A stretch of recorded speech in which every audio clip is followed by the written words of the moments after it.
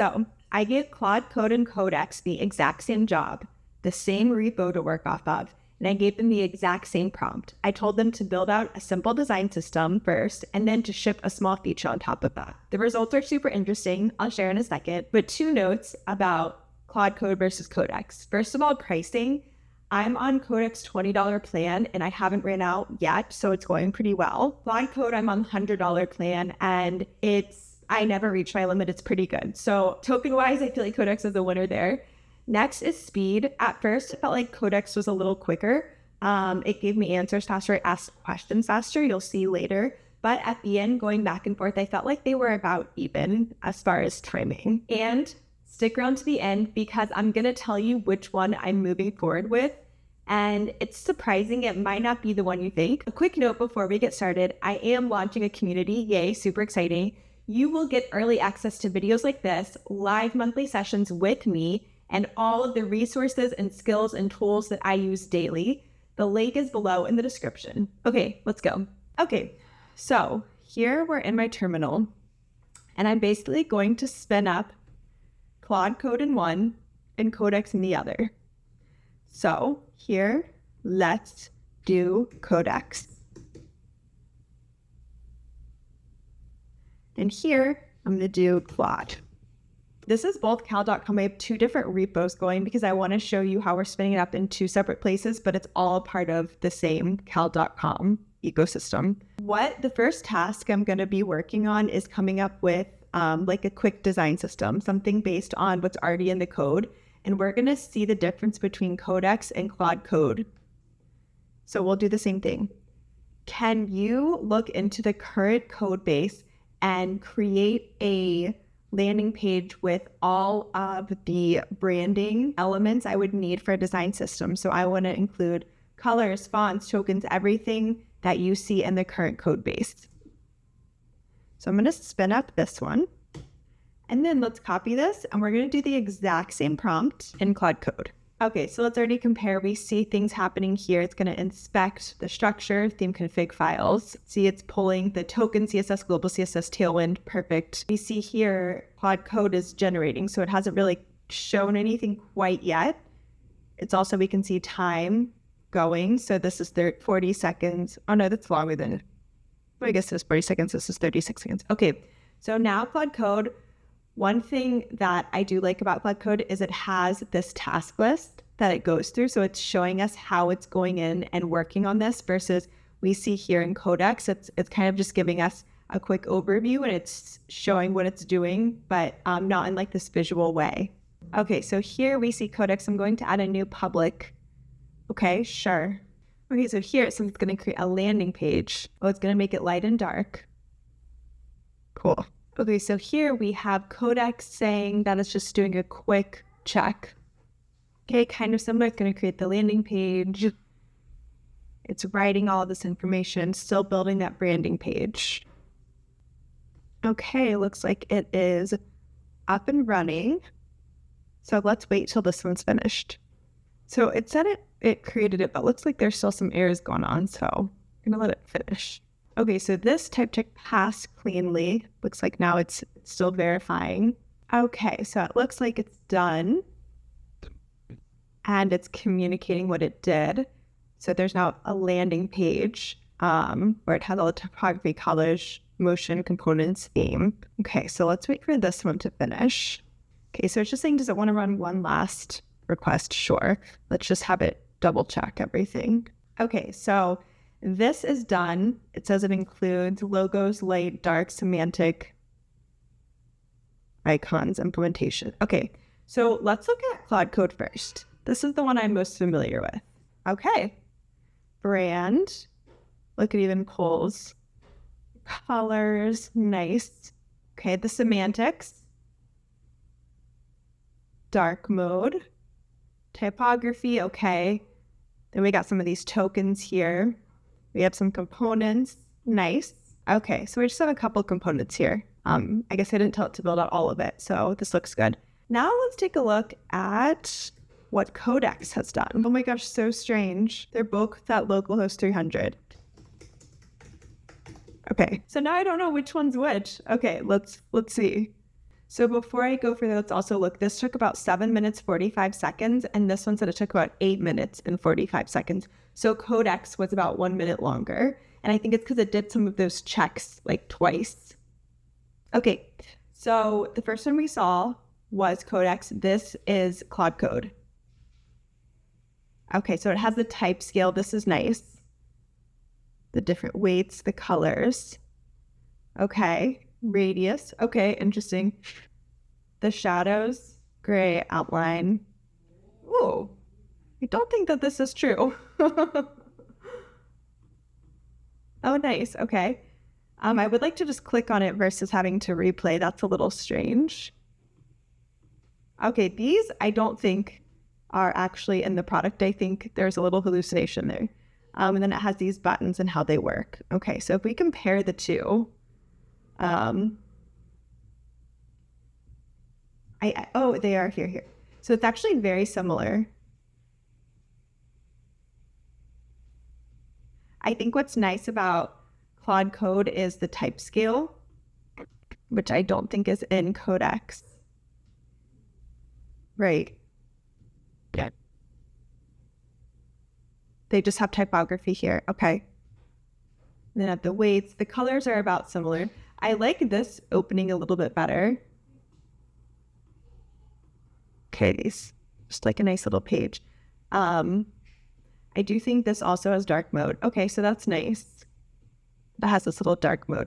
I do not like what it's done. This motion, I think it made that up.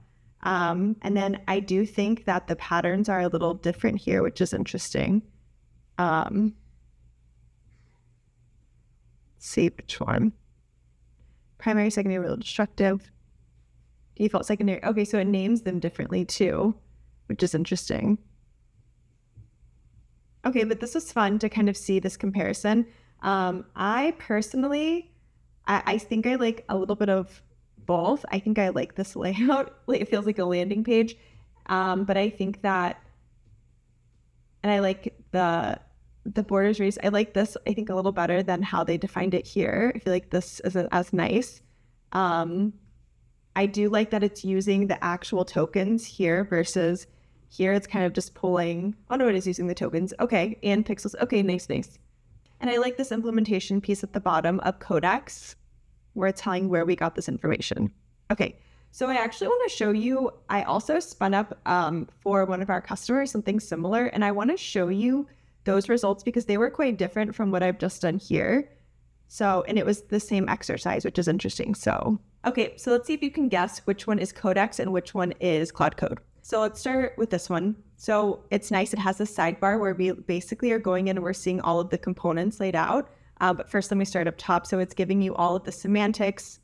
It also does this desktop mobile view, which is funny. And what's really great is as we're thinking about more of this agentic design system is it does say for each component when to use and when not to use. So it's starting to have that information in, which is really great. And it's just a very visual of how to use everything. So this is really nice. Now let's go to the other one. So this one, it's interesting. They have like a list of all the components and how to use it. So this is also really great for how we're thinking about agentic, where it's going into all of these details, right? Similar, this has some of the fonts. I don't think this one had. Absolutely. Oh, it does. Okay, so they both have the fonts. Great. Okay. It has something somewhat, it's kind of nice, this grid actually. It also has when to use, when not to use. So it's very similar as far as how it's pulling out the components. What I do find interesting is some of them you can interact with, and some of you can't, but that's for both of them. It's also full, so it has like this getting started, so it frames it a little nicer, I feel like. And then it also has this extra sidebar, so it's kind of like multiple sidebars, which are nice. Then it has this at the top too. So I feel like the second one is a little more like interactive. So let's talk about who did what. This first one is actually done by Claude Code, dun, dun, dun, and the second one is done by Codex. So I do think there's similarities. I do like the Codex one a little bit more on this side. So I think that it went into a lot more detail and kind of pulled out some of those semantics in a way that Claude Code didn't. Okay, so let's do something else. Let's actually spin up a local server and let's try to actually make a design change with both and let's see what happens. Okay, so let's make a change here. I'm on the bookings page and let's say that I want to add a bulk confirm all for all of my appointments here. So let's prompt both. I want to create a bulk confirm all appointments on this page.